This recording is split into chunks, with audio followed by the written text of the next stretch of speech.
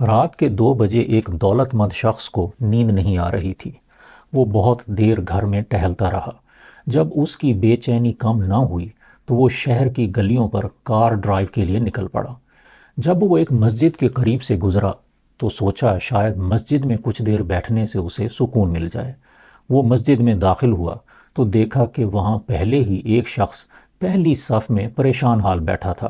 دولت مند نے اس سے پریشانی کا سبب پوچھا تو وہ شخص بولا، میری بیوی بہت بیمار ہے، اگر صبح تک اس کا آپریشن نہ ہوا تو وہ زندہ نہ رہ پائے گی، اور میرے پاس آپریشن کے پیسے نہیں ہیں۔ دولت مند شخص نے اپنی جیب میں موجود تمام رقم نکال کر اس غریب کو دے دی، پھر اسے اپنا کارڈ دیتے ہوئے کہا، اس پر میرا ایڈریس لکھا ہے، اگر تمہیں مزید مدد کی ضرورت ہو تو آ جانا۔